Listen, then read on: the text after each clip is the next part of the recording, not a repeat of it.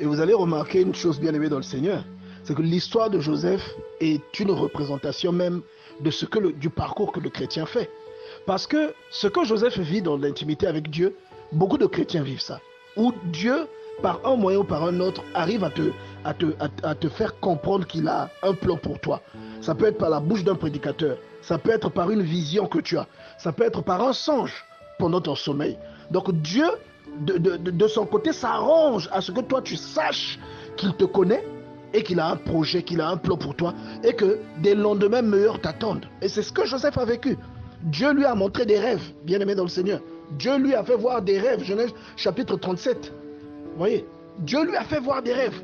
Mais ses frères, ici, dès qu'il commence à expliquer les rêves et dès qu'il commence à parler de l'avenir glorieux que Dieu lui promet, ses frères commencent à avoir de la haine pour lui. Et c'est la même chose qui se passe dans ta vie lorsque Dieu t'investit. Les frères de Joseph ici, ce sont ses frères. Mais spirituellement, ça symbolise les forces maléfiques qui se dressent devant quelqu'un que Dieu a oint. Ce sont les forces maléfiques qui se dressent devant quelqu'un que Dieu a choisi. Vous voyez? Et donc, ces frères-là, bien aimés dans le Seigneur, symbolisent le diable dans toutes ses formes. Le diable qui va vous attaquer en rendant votre enfant malade. Le diable qui va vous attaquer en liant vos mains. Vous n'arrivez plus à ramener assez d'argent. Le diable qui va vous attaquer en mettant l'adultère dans votre maison. Vous voyez, le diable qui va vous attaquer en vous rendant dépendant à une mauvaise habitude que Dieu reprime. Et ces frères-là, donc dès qu'ils ont senti qu'il y avait un destin fabuleux dans la vie de Joseph, ils ont commencé à le haïr. Et c'est pareil. Toi, dès que le diable a su qu'il y avait quelque chose que Dieu a déposé en toi, il a commencé à te haïr. Et ils ont fomenté un coup pour tuer Joseph, afin que les rêves qu'il faisait ne s'accomplissent pas. Mais personne ne s'oppose à la volonté de Dieu. La Bible déclare il y a dans le cœur de l'homme beaucoup de projets, mais seuls les projets de l'Éternel s'accomplissent dans sa vie. Vous voyez? Donc il y a dans le cœur des hommes, et même dans le cœur des démons, beaucoup de projets sur ta personne.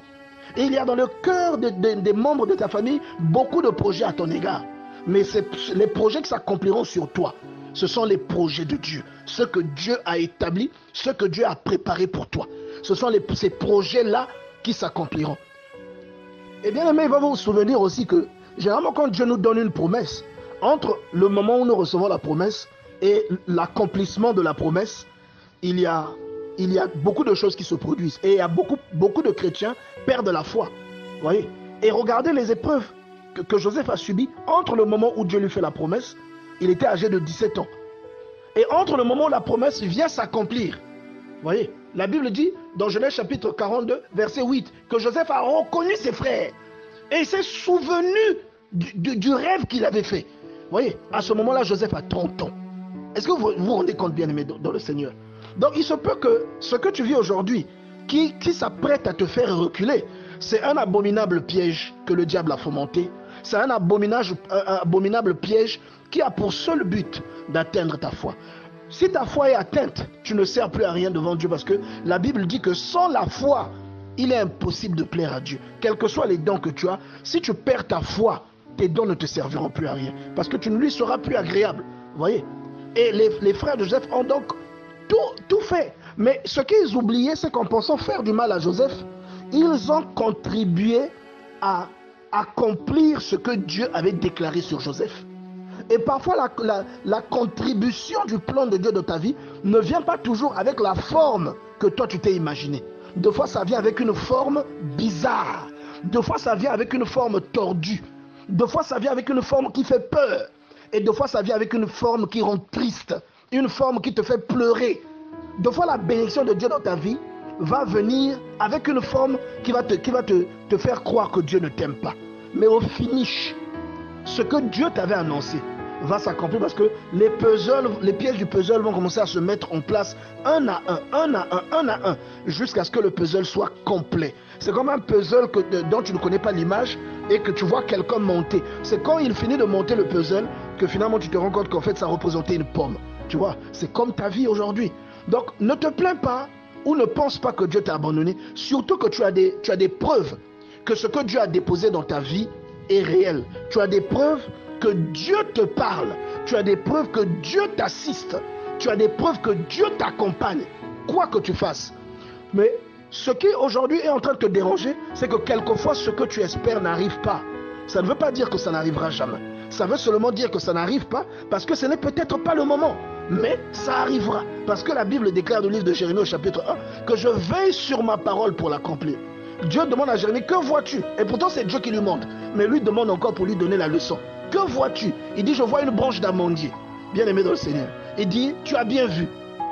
Alléluia. Tu as bien vu. Parce que je veille sur ma parole pour l'accomplir. Donc quand Dieu a prononcé une parole là, quand Dieu a dit quelque chose dans ta vie, que tu montes, que tu descendes, cette chose-là s'accomplira. Les moyens d'accomplissement ne viendront pas de toi, ils ne dépendront pas de toi, ils dépendront de Dieu.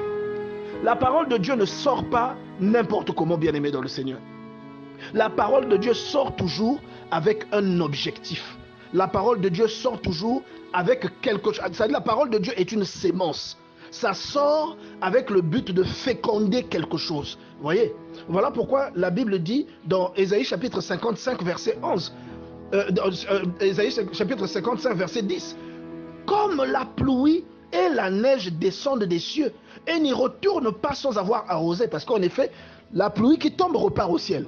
Pour ceux qui ne le savent pas, il y a un phénomène d'évaporation qui se produit, qui fait que quand il fait très chaud, l'eau que contient le sol ou l'eau qui se trouve dans voilà, les cours d'eau, ainsi de suite, remonte vers le ciel. C'est ce que nous regardons sous forme de nuages après. Vous voyez? Il dit, ça ne repart pas, comme la pluie ne repart pas, ou la neige ne repart pas sans avoir arrosé.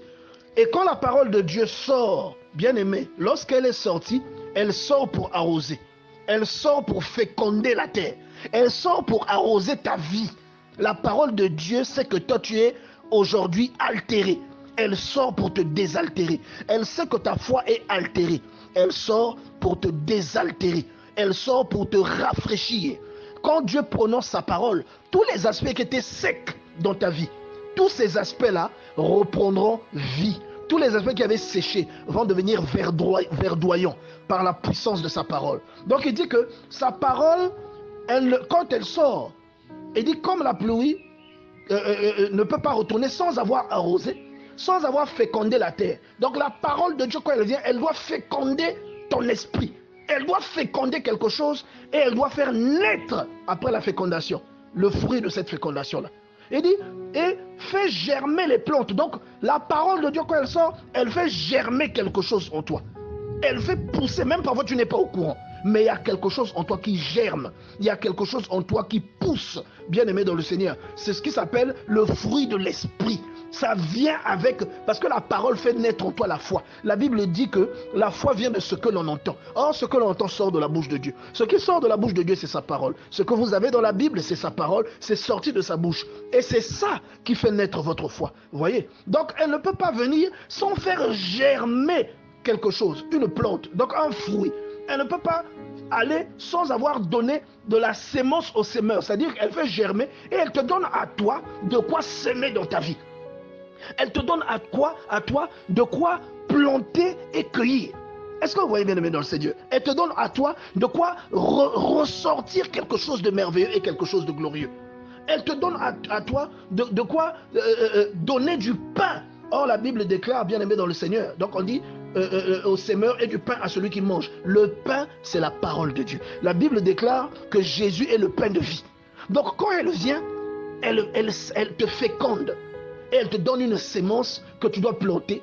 Et elle te donne du pain que tu dois donner à celui qui mange. Et le pain, c'est la parole de Dieu. Donc au fond, la parole de Dieu ne tombe pas dans l'oreille d'un sourd. La parole de Dieu tombe toujours dans l'oreille d'un serviteur averti et très zélé, quelles que soient les situations par lesquelles il passe. Quel que soit, il ne mesure pas la bonté de Dieu et l'amour de Dieu dans sa vie par rapport à ce qu'il traverse ou par rapport aux événements qu'il traverse. Mais il se souvient que dans la Bible, tous les grands hommes sont toujours passés par une épreuve. Ils n'ont pas toujours été heureux. Et même à part dans la Bible, même dans dans les temps contemporains, les personnes qui ont marqué l'histoire, quand vous allez aller dans leur vie, vous allez voir que souvent c'était pauvre. Des gens comme les Zlatan Ibrahimovic, ils ne pouvaient même pas avoir 2 repas par jour. Ils mangeaient une seule fois dans la journée. Et ses parents n'avaient pas l'argent pour l'inscrire dans une école de football. Donc, c'est des gens toujours qui souffrent. Et ils ont quelque chose de précieux. Pourquoi? Parce que quand tu as quelque chose de précieux, le diable va s'atteler à étouffer cette chose. Il va s'atteler à étrangler cette chose. Il va te couper le vivre. Il va attaquer partout, tout autour de toi. Il va attaquer pour essayer de réduire et pour essayer de faire rétrécir, d'essayer d'altérer ce qui est en toi. Mais gloire soit rendue à Dieu, parce qu'il y a sa parole qui vient pour te désaltérer, pour te donner une sémence, pour te féconder, afin que tu donnes du pain aux gens. Oh, alléluia, gloire à l'Éternel. Et l'exemple de la vie de Joseph doit nous enseigner. Vaut mieux glorifier Dieu pendant que tu es en train de vivre ces épreuves, que d'attendre d'abord que les promesses de Dieu s'accomplissent dans ta vie avant de commencer à le glorifier. Non, vaut mieux le glorifier maintenant. Parce que lorsque tu regardes la vie de Joseph, tu peux être sûr, parce que Dieu est fidèle. Quand tu regardes la vie de Joseph, tu peux être sûr que lui, toi aussi, il ne te laissera pas tomber.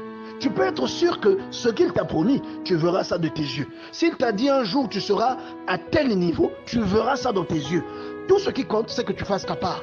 Parce que Joseph, dans la maison de Potiphar, s'il avait couché avec la femme de Potiphar, il ne serait pas devenu, premier ministre d'Égypte. Il n'aurait jamais atteint le niveau que Dieu avait prévu dans sa vie. Et il y a beaucoup trop de chrétiens aussi qui se laissent piéger par les avorteurs de destin. Beaucoup trop de chrétiens qui se laissent piéger par des terroristes spirituels qui viennent faire avorter les plans de Dieu dans leur vie. Il y a beaucoup trop de chrétiens qui changent de trajectoire, qui vont dans un endroit où leur sémence ne peut plus rien donner. Il y a une sécheresse totale et ils ne peuvent plus rien apporter. Bien-aimé dans le Seigneur, glorifie ton Dieu maintenant. Aie confiance en Dieu, quelque chose que tu vis. Pour chaque mauvaise période que tu traverses, glorifie Dieu. Dis que Seigneur, je sais que cette mauvaise période est un témoignage. En fait, c'est le reflet de ce que j'ai. Parce que si je n'étais rien, je n'allais pas souffrir. Mais je souffre à cause de ce que j'ai. Je souffre parce que tu m'as richement béni. Je sais que la souffrance ne vient jamais de toi. Elle vient du diable. Mais toi, tu peux la permettre pour qu'elle m'endurcisse, pour qu'elle m'éduque, pour qu'elle me rende beaucoup plus résistant. Et je vais te glorifier parce que cette souffrance ou cette épreuve que je traverse, c'est une preuve qu'il y a quelqu'un qui est contre moi et qui me combat à cause de la richesse qui est en moi. Donc cette richesse est certaine. Et si toi tu m'as promis quelque chose, je sais que ce que tu m'as promis, je vais le vivre. Je sais que ce que tu m'as promis, je vais l'expérimenter. Dis cela à ton Dieu maintenant. La Bible dit que ceux qui avaient murmuré dans le désert étaient morts. Ils n'ont jamais atteint la terre promise. Et pourtant, lorsqu'ils sont sortis d'Égypte, le but de Dieu, c'était qu'ils atteignent la terre promise. Mais ils ne sont jamais arrivés là-bas, bien-aimés dans le Seigneur. Ils n'ont jamais atteint la terre promise. Pourquoi? Parce qu'ils ont murmuré. Et Dieu leur a dit, parce que vous avez murmuré, vous mourrez. Vous êtes une génération méchante. Vos enfants dont vous avez dit que je vous ai fait sortir d'Égypte pour les voir mourir, eux, ils rentreront dans ce pays. Mais vous, vous mourrez ici. Vous voyez? Et donc, quand on vit certaines situations de la vie, tu es en train de traverser des moments difficiles où tu ne sais pas comment joindre les deux bouts. Tu es en train de traverser des moments difficiles où tu es un sans-papier aujourd'hui. Tu traverses des moments difficiles où tu n'arrives pas à faire d'enfants. Tu traverses des moments difficiles où les hommes ne te regardent pas, personne ne te propose un mariage. Tu n'arrives pas à trouver une femme. Tu as une santé précaire. Bien-aimé dans le Seigneur, ne murmure pas, c'est ton désert. C'est le désert que tu es en train de traverser. Un jour, tu atteindras les rives du Jourdain. Un jour, tu vas traverser le Jourdain vers l'Arche de l'Alliance et tu vas entrer en conquérant, bien-aimé dans le Seigneur. Et ça ne sera même pas la fin, ça sera le début du vrai combat. Donc, il faut lire la parole de Dieu parce que tous ces éléments-là sont bien décortiqués dans la parole de Dieu. Et vous allez remarquer, bien-aimé dans le Seigneur, que Joseph, lorsqu'il a vu ses frères, il s'est rappelé. Il s'est rappelé, bien-aimé dans le Seigneur. Il s'est rappelé de ce que Dieu lui avait montré beaucoup plus tôt. Et parce que Joseph a eu tous les ingrédients nécessaires pour abandonner. Il a eu tous les ingrédients nécessaires. Il aurait pu dire, bon, la femme du boss même, moi je suis esclave. Si je commence à coucher avec elle, je serai en odeur de sainteté. Je serai quelqu'un de... Il va bien prendre soin de moi. Et le boss n'en saura rien. Il aurait pu dire ça. Mais il a eu peur de Dieu. Vous voyez, il a eu peur. Et pourtant, il avait 1000 raisons de faire le mal. Parce qu'il pouvait se dire, Seigneur, tu m'as montré des choses, mais aujourd'hui, tu m'as abandonné. Donc, il n'a pas laissé son zèle. Il ne s'est pas écarté, bien-aimé dans le Seigneur, de la trajectoire que Dieu lui avait montrée. Il n'a pas rejeté la sanctification et la crainte de Dieu à cause de ce qu'il vivait. Et ça, c'est le genre d'exemple que nous devons suivre. C'est le genre de personnes que nous devons imiter, bien-aimé dans le Seigneur. Excusez-moi. Et donc, bien-aimé, Lorsque vous regardez ce parcours, vous voyez, un, la fidélité de Dieu. Vous voyez, deux, tout ce que vous avez à gagner à demeurer confiant en Dieu, parce que Dieu, ce n'est pas notre ami. Dieu, c'est Dieu, ce n'est pas notre ami. Et lorsqu'il nous promet quelque chose, il l'accomplit. La Bible déclare, Dieu n'est pas un homme pour mentir, ni un fils d'homme pour se repentir de ce qu'il a dit.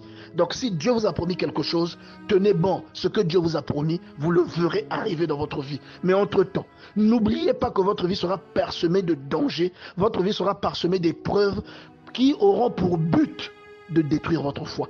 Si vous vous laissez avoir, vous tomberez dans le désert et Dieu passera pour quelqu'un qui ne vous a rien promis en fait.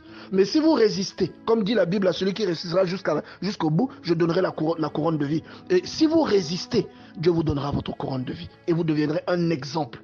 Que Dieu vous bénisse.